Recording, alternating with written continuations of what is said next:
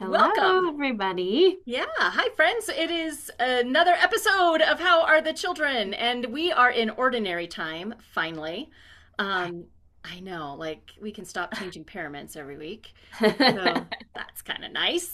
And so, welcome to the podcast for Lectionary Pentecost 2A, where we will be looking, I think, only at the Gospel of Matthew. We actually didn't talk about that. That's all the work I did.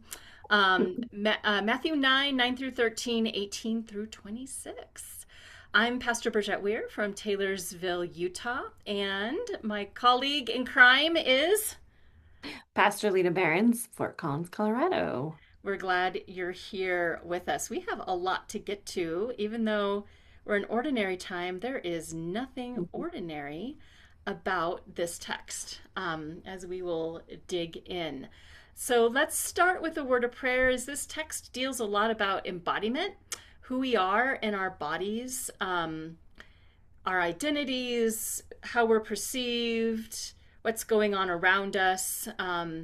So everything from trauma to meals and just all the ways that we are mind, body, and spirit and embodied people having this very spiritual experience. So I'm going to ask you to join me in a moment of silence and then a brief prayer, and we'll begin.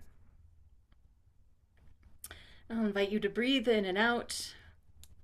Connect with where you are today. Connect with what you might need, what your body needs, what your heart needs, what your mind might need.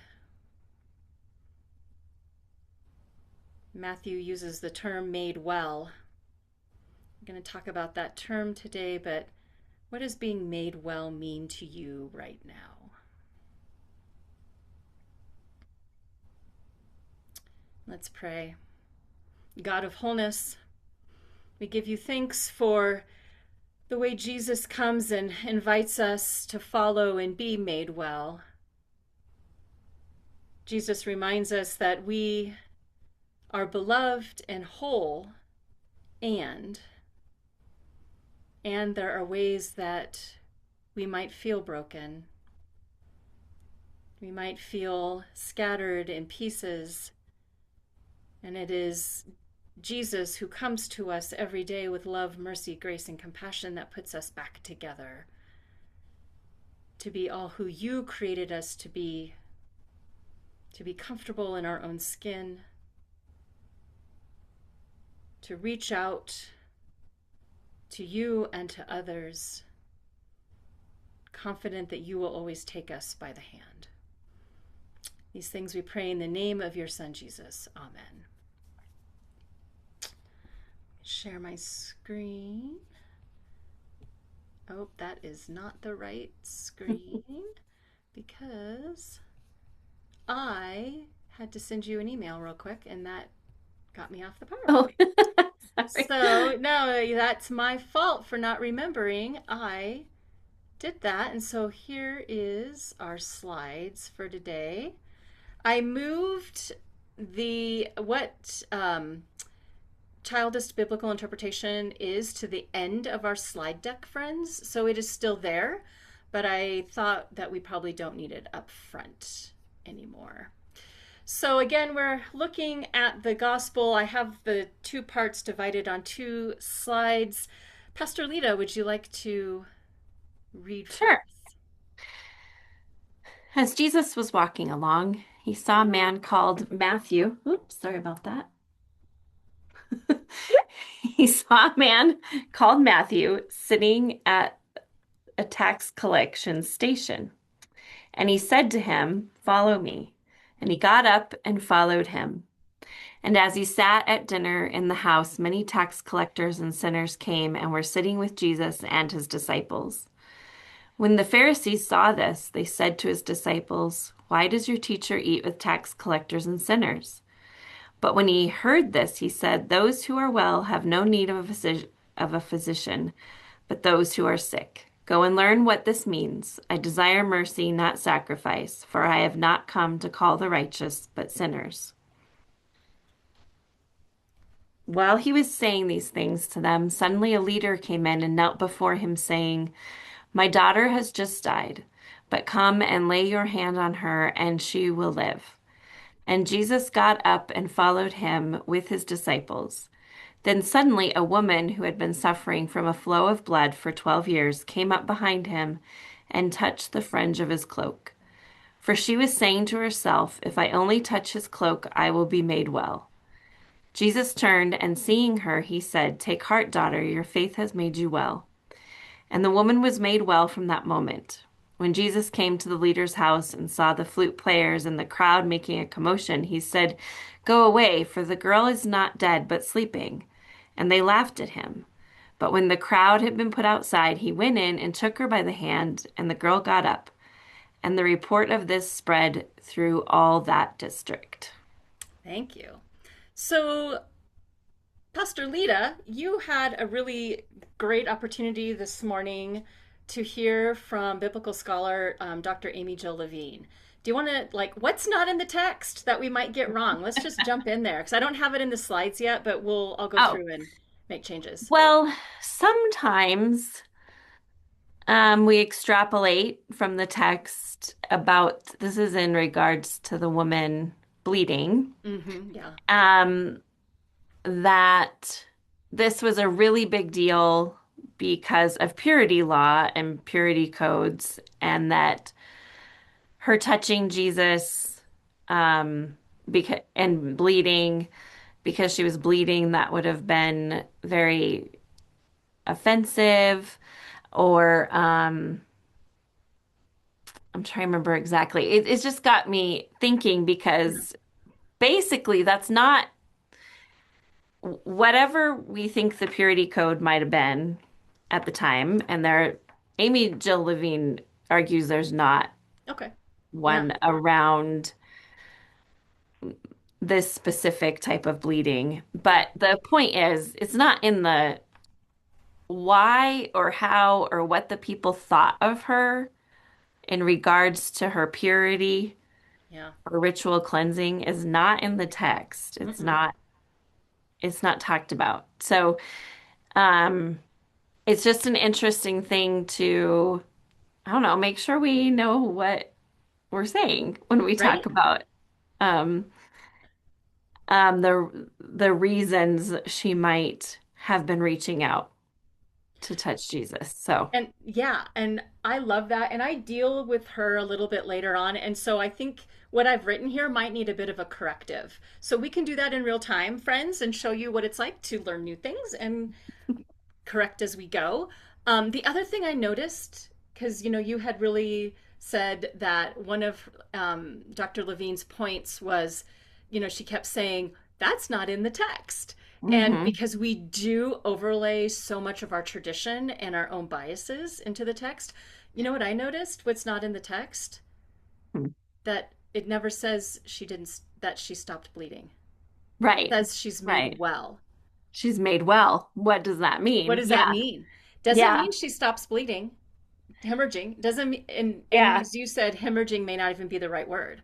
Yeah, and Um, this translation didn't say hemorrhaging. It said bleeding Bleeding, yeah, for 12 years. 12 Some years. translations say hemorrhaging. Right. She would argue that's probably not the right word Yeah. choice. Yeah. That wouldn't make a lot of sense, actually. If she was hemorrhaging, she probably Right. wouldn't be She's walking. not walking. Yeah. I mean, yeah. So, Yeah. yeah, just some I love that. interesting points about, Yeah. That's something I've got to chew on. yeah. And so I wanted to just kind of prime us there. Not that that's about children, so to speak, but it is about how we think about being made well and how hmm we view people and traditions and theologies as well or not well, right? I think there's a lens there that we can look at this text. I kind of divided the two texts onto different slides. Not that they're not connected, they are connected, but that was easier for my brain. So results may vary. Um, I just, kind of looking at children's connections and perspectives before we dive into the intersectionality of children and women. hmm Um, Jesus called to follow me, right? just kind of lends itself to all kinds of fun ways to engage Yes. younger folks with this text. Um, and then the Greek follow also has the connotation of to join a road or a path. And I always think, didn't you have the confirmation akalu? Was that you that had the confirmation? Oh, somebody did. That there was a confirmation curriculum or group called at their church called akalu, which is the Greek for to follow. Oh, okay. I thought it was you, but maybe not. I associate it with you, so maybe it was at a different congregation you served, but before the one you're at. But literally, also to be a student, and being a student is hard, um, Mhm. right? And those of us that did our additional education as adults, and by that I mean like not even straight out of um, high school, it's humbling. It's humbling to be in a student Mhm. role, and I think that's sometimes what chafes a lot of kids being students is they don't like the feeling of assumptions being made about what they know or don't know and their own experience. Um, and we're always students in some way. That's Yeah. right. We have, Well, we're always choosing what to follow. I mean, in all yeah, kinds of yep, ways, you know. always. Even just think social media. Who am I going to Who follow? am I going to follow? Can Right? they follow me? Am I giving permission for that? You know? Oh, that's a great tie-in. Yeah. Especially if you were going to do something with high schoolers or middle schoolers around this, you can talk about Mhm. following and the importance of who do you follow. Yeah.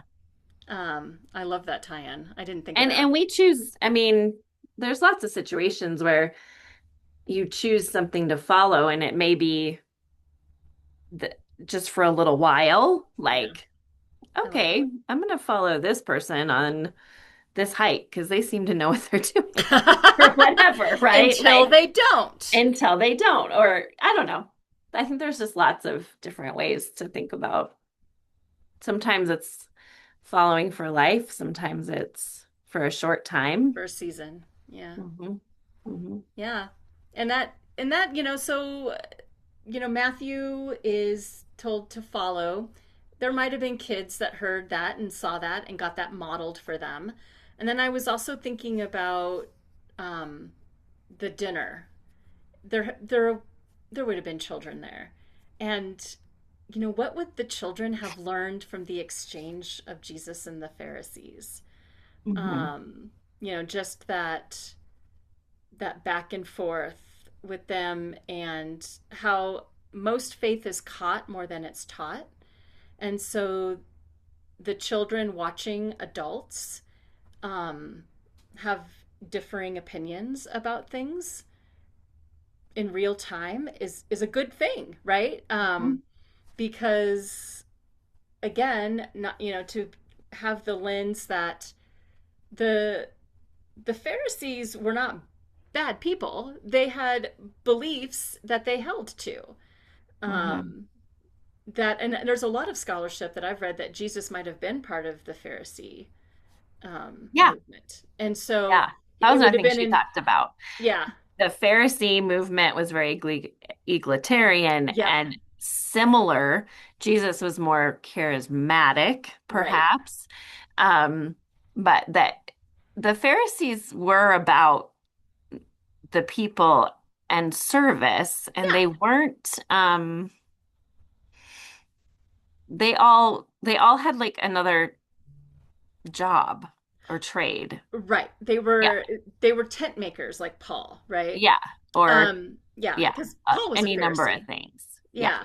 Yeah. So, And I also think, how many times do we have internal disagreements in our congregations? Or this is not, an us versus them conversation that Jesus is happening. It's probably an ongoing um debate might even be too strong a word, but an ongoing discussion that there were likely Pharisees that agreed with Jesus. And I mean, right, this is mhm. not a it gets portrayed as very divisive, and I wonder if that's true.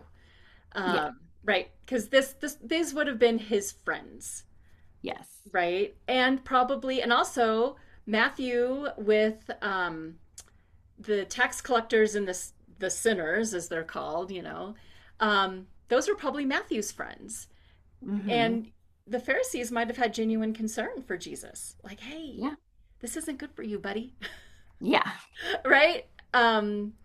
And, it's so I think, we have to keep all of this in the framework of relationships, which are messy and complex. Hmm. Far more complex than we get in our scriptures. Um, but I do think that, so children are catching what it is to be in messy relationship. Hmm. And that's not a bad thing. Yeah. If I think about if our churches and our neighborhoods and our communities and our country and our world could handle conflict and tension a little bit better, maybe we wouldn't, you know. Hopefully those kids and the kids in our midst can catch from us um, keeping relationships as key. So that's, I don't know, that was kind of any other thoughts you have on that first section. I think this is all I have. No. Oh no, I lied. I lied. I lied. I did this yesterday. Normally I do it the morning of, which is Mondays for us. We're recording this on Tuesday afternoon, so it's been like 24 hours since I've seen this. So the other piece that kind of snagged me was the verb sick in verse 12. Can mean physical illness, and it can also mean speaking ill of someone. And I kind of liked that double meaning. So yes, bodily, emotionally, physically ill, but also what is it, when we speak ill of people? Um, Interesting. I hadn't yeah, and I heard that thought, before. maybe, how do we remind our eighth commandment kind of stuff, y'all? Right? Jesus is so rooted in the commandments, and I think is teaching them in a lot of different ways that we miss. And, to speak well of your neighbor. Um, and then and so I think about how I do that, right? Are we Hmm. adding to someone's brokenness, which in turn adds to our own?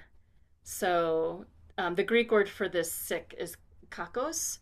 Um, and so maybe it's interdependence. Like Jesus is calling us to our interdependence in this part of the text, Okay. which I think could be the connection to the next part of the text.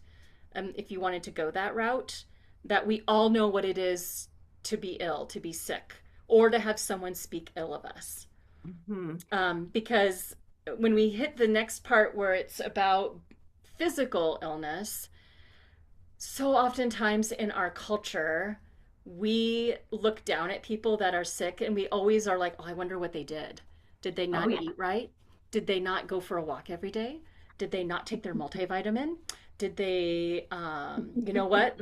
They like Diet Coke. It's got to be the Diet Coke, right?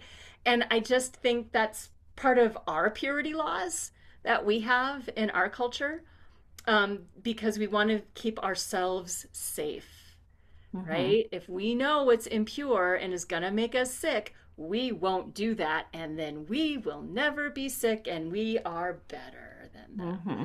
I think about that a lot. Not a lot, but with this text, Hmm. um, we want to have a reason and we want to blame someone somewhere for any kind of illness, disability, as we'll talk about.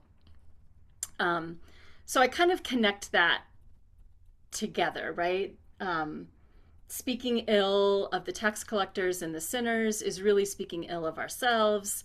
It's worrying about our own. It's really always, worrying about ourselves is what that comes into with that. So I don't know. Well, it Results. is. It's Yeah. it's a protective response. Like Right. Yeah. I And it's I don't totally even think normal. it's totally normal. I think it can come out in hurtful ways to people, Yeah. but it's totally like you just want you got to find a way that you're not living in panic all the time. Yeah. So Oh, I like like that. so you have to think, okay, well, uh, I At didn't, least, yeah, I have friends who detasseled corn, right? And right. have Parkinson's, and it's from a Yeah, environmental, and that's what they conjecture yeah. happened. And, it's like, well, I didn't detassel corn, But so maybe I'm maybe okay. I won't get Parkinson's. There's no guarantee. But, Yeah, but bodies you have, can't walk around all day being like, ooh, no. Yeah, no, I think that's right. yeah, Because w- yeah, we're far too fragile emotionally for that. we are. Or I am. I'm far too fragile to yeah, and so we just automatically do that as yeah, it's totally a shield. Yeah. Um, and so I think that's really helpful, particularly as we get into this text. So as we talked about with the Matthew blessing the children, you know, a child is specifically in this text, but is well dead or asleep. Like right, we'll get to that later. Perceived dead. Perceived And death. this is mostly how we see children in the New Testament anyway. Um, there's only a handful of times where it's like, oh, everything's okay with them. Yeah. Maybe something for us to think about in our day and time. Um, and in and as well as being a child, which is just a state of vulnerability in the ancient world, because um, you know, child and infant mortality was high. It's also a daughter, which for thousands of years has being female has been fraught for all and seen as lesser than. So kind of lowest on the social rung from the standpoint of vulnerability, right? Hmm. Yeah, 50% mortality rate in the ancient world. So it was all too often a horrific occurrence. But yet, with what caught me with the dad, with the leader of the synagogue, it was still heart wrenching every time. Well, yeah. It doesn't get right. Like I think some of us have this sense of, oh yeah, infants died all the time. It's still it So, was so everybody was just like, oh, another no baby's dead. right. No, I don't think anybody ever did that. So this is not a case of it gets easier with experience. Right? And um, so, right, for the leader to ask Jesus to touch, and I mean, I kind of went with the unrelated female because wasn't, I mean, I don't know, I think in the ancient world, I don't know, I don't think this is a specifically a religious thing, but it wasn't like there was a separation between men and women. Um, for all kinds of reasons. And no Mhm. one wants to, I mean, touching a dead person isn't anyone's favorite thing. Um, Right. whether it's a cultural taboo or not.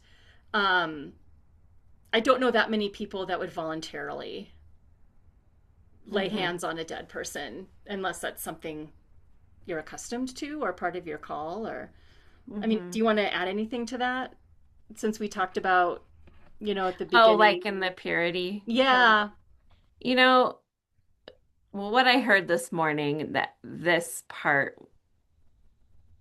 wasn't really addressed, but again, it's not in there.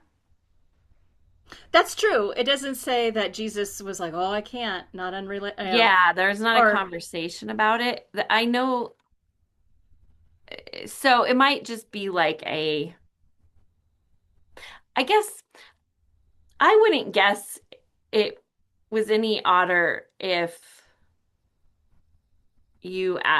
like us asking someone to touch someone who's dead.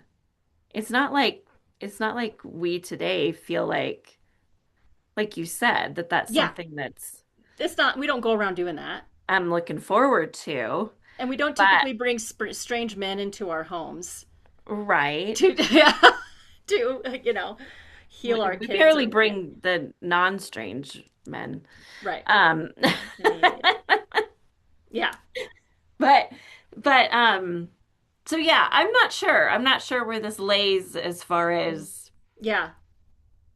I mean, I don't. I think it. My guess is, yeah, like you said, it would have. It's no more. It's as strange then as it is today, right? To You Yeah, it wander up to doesn't somebody it you don't know. we don't have to elevate it No. Other higher than than as a that. common experience, right? Like, how many Right. of you would stop a stranger and bring them into your home to come and heal your dead child? Like, show of hands. Yeah, Right. yeah, Right. yeah, So, I'm not sure. yeah. And I did have the word hemorrhaging in here because that was in the whoops, sorry, Oh, in well, the it was in the commentary. it's a So common word yeah, use. It's yeah, a it is. common translation. So that's good that we've talked about it. Um, but again, I did, we assume menstrual bleeding, but that's not. It's not what it says. Yeah, it doesn't, I would guess, did you use the NRSVU? Yeah, Yeah, I did. so and it said Bleeding. bleeding. Yeah. It just said bleeding. So Yep. who knows? Yeah. Right. I don't know So that it was menstrual bleeding. I'm not sure no, that that wouldn't be called out. I wouldn't think so, and that's why I said we assume. Right. That's what the commentaries say, but it's Yeah, not indicated. Um, right. what did kind of interest me is the 12 years, right? Which, Yeah, that was very specific. yeah, divine Hmm. government, perfect order, structural completeness of God's people. And so, okay, this is the part that I probably need to. Oh, I did that again. My bad. That I probably need to like restructure because I assumed she was separated, but Amy Oh, Jo yeah. Levine wouldn't say that. I don't think so. I think she'd say, no, Jewish people took care of their family and friends who had diseases. Right. Um, But I have not researched this specifically. right. So I'll put a little asterisk there, and Yeah, it's something that this was an assumption I made based on other commentaries I've read around sure. these things, right? And maybe Might want to look that's into it. might Yeah. want to look into it. But 12 years, the 12 is an indication, well, a couple of things. She touches Jesus's cloak, not Jesus. And again, I have that so she wouldn't defile him, but maybe that's not Mhm. true. That's not in the Yeah. text either, other than it is in the text. She touches the fringe of the cloak. I'm Um, looking for something. I'll be right but back. then Jesus turns to her and says that it's her faith, which is pistis in the Greek, that has made her well. It's her faith that has rescued her. So, made well, the well can be translated as rescued. Um, and then he then took the girl by the hand. And again, I have in there possible defilement, but maybe it wouldn't have been. And said she was only asleep and got up. So here's what struck me about the maid well, that it was her faith that Jesus tells the woman that she rescued herself. She Yeah. didn't need the patriarchy, the leaders or officials or anyone else that put her in that predicament, whatever it might have been. Her faith was enough. That is scandalous even today, right? Yeah. The thought that You can anybody make that is yourself up. vulnerable or marginalized in our communities can help, has the power that they need to rescue themselves when they're unencumbered, right? Hmm. That was the piece that just struck me. That regardless of what's going on with any social mores that may or may not stem from religious ones, Jesus is like, yeah, it doesn't matter. You have the power. Yeah. I'm looking for my cop. I have the Jewish annotated New Testament I do too, and I and can't find it. mine's right here. Oh, okay. I wonder Might if not. it, So mine's right here, y'all. So want me to look it up real quick? well, yeah, I'm just curious if it gives us anything. Yeah, yeah. So the Jewish annotated New Testament is it's put together, it's many Jewish scholars, various backgrounds. Yeah. Amy Jill Levine, one of the editors of it. And actually, an updated version is coming out Ooh. in August. So, like the third edition or something. I always need a new book. Yeah. And It doesn't say much that's helpful for okay. what we were talking about. It Yeah. might be she has something somewhere else on healing. I so the beautiful thing about this book is in the back, she has A, glossaries, and B, a bunch of essays like Mary in Jewish tradition, Jesus in the New Testament and modern Yiddish in Hebrew culture, Paul in Jewish thought, Jesus in rabbinic tradition, Jesus in medieval Jewish tradition. So I think I highly recommend this to you, and Yeah. it's something to look up. I don't know that she addresses this, but she does in other books, I know. Yeah. So yeah, something to think about. The mourners, more than likely, they could have been professional mourners. We know that you could hire people like to come play the flute, right? They were talking about the flute player. So Hmm. people you would pay to come and provide music and some solace while your family grieved. Um, they laughed at Jesus, right? um, the paid professionals that had seen a lot of grief and a lot of death, I should say, um, laughed at Jesus. Hmm. Even the paid professionals, and I'm pointing at myself, don't always know the truth of the situation. Hmm. And the girl still had her agency. She got up. Jesus took her by the hand, but was with her, right? More as an accompaniment. So Hmm. again, this is somebody having agency. Yeah. Um, and That's really interesting. They both have. yeah, I noticed that. Um, and so how we talk about bodies matter. And I just threw a bunch of stuff on here, more than what we can talk about in this podcast. But, so many in our congregation will come to us Sunday praying to be made well. But what's the standard? What does that mean? In whose eyes?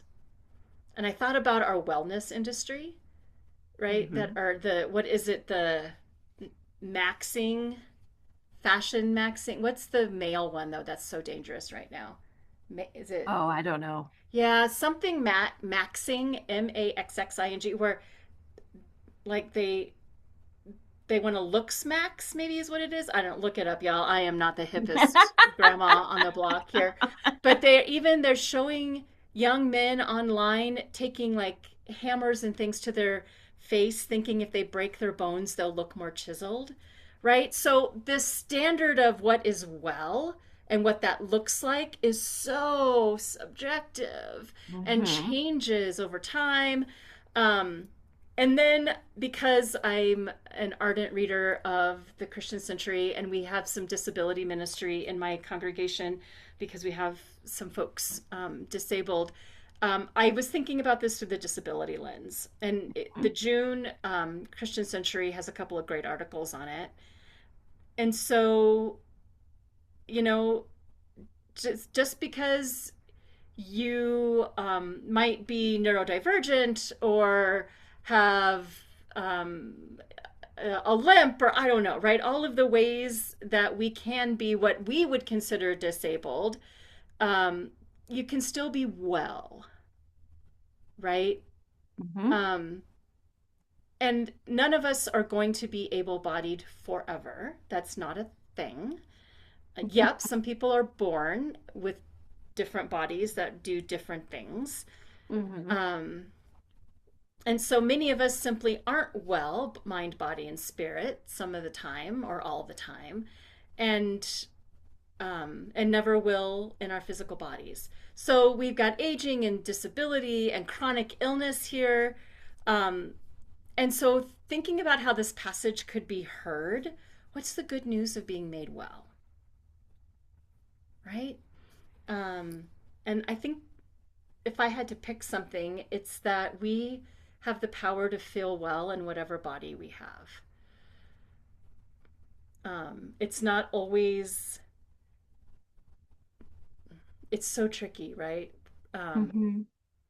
what somebody could consider a disability, somebody would not. Yeah. So it has to be, yes, it can be collective and it also has to be individual. Hmm. which I think is what makes this a tricky passage to preach, is we can talk about collective being collectively well, and how do we hold tension for the individual needs for wellness? Yeah. Do you have any thoughts there? Because No, I'm sitting here thinking, oh, I have to preach on this. yeah, I do too. And I think that's why, right? And I'm going to share this. So, right, we there's a person I know who has, well, I know several people with neurodivergent children, adult and younger. You know, one mom who has a child that is autistic and is often harmful and can do things that are harmful to himself because he's just not able to be aware. And she publicly on Facebook commented on how, people tell her that autism is her son's superpower, and she's like, it's not. Mm. It's destroying him, Mm. right? Yeah. And that is absolutely can be. I mean, he's a danger to himself many times because he's not able to understand what he's doing, Yeah. the impact of what he's doing. Um, and you know, I think about that, right? That sometimes we get so, well, that's your superpower. Well, that's if it's not, if it doesn't feel like it to somebody and it Yeah. feels like a barrier to abundant life and thriving life, then we have to honor that too. Yeah, we don't get to decide No, we actually don't get to decide. And for someone so, else. So, yeah, but exactly. So I just want to lift that up. hmm. Um, I don't have a good answer or response other than that. And I kind of went through my bookshelf saying, okay, well, what could I read that might help me parse through this? Serena Jones' book, Trauma and Grace, is great around this discussion, what I've read so far. She uses a racial trauma lens, but I think, and she even mentions it can be a lens that is used for around gender and age and all kinds of inabilities and all kinds of things. Okay. So I feel confident lifting up this book around this conversation because it made me think about the trauma of the synagogue leader, well, of Matthew, of leaving his job as a tax collector. It's very traumatic to leave a job with not going to a different one, to a different Hmm. way of life. The trauma, of the synagogue leader around the death of his daughter, the trauma of that daughter that we all assume is little, but maybe not as little as we think. What is she going to remember? What is she going to integrate? Yeah. And then the trauma of the woman that had been bleeding for 12 years. Um, and so part of what I've read was, the when grace can be hard to hear, the good news of grace is it sort of breaks us open and makes space for that grace to work on us. That it kind of holds our trauma and the ways we want to be made well together and allows that trauma to not be our only story. And I think about, like, these are the only times we hear about these two females is around their trauma. We kind of get to know Matthew in a different way, right? But we Yeah. only get to hear about their trauma. And so that could also be, depending what's happening in your congregation, you know, how are we allowing grace to seep into our trauma? How are we making space for grace even if we don't believe it? Mhm. Yeah. Even if we're stuck in our trauma? Um, and how are we doing trauma informed ministry? Right? Which makes me think about how this passage will be heard. And so, what would a trauma informed sermon look like? Hmm. Space for all the feelings, Yeah. um, space for the disappointments. Well, I would touch the fringe of Jesus' cloak too. I mean, right? Yeah. Okay, I would ask Jesus to come to my house and raise my child. Oh, she's just asleep, right? Yeah. How come that doesn't happen? Yeah. So I think that this can be a very pastoral sermon, and probably my 2 cents would be that it should be, because we do have a lot of racial trauma with our immigrants, experiencing a lot of communal trauma in the immigrant neighborhoods and communities. I think about the trauma of our LGBTQIA plus folks as Hmm. we enter Pride Month. That could be another lens, which is Hmm. kind of what I meant by gender. I is that, right, our trans folks that are living trauma day to day. Hmm. Um, so yeah, all the ways that trauma is inflicted and there's not an outlet for healing, for to be made well, to be made whole, to be rescued.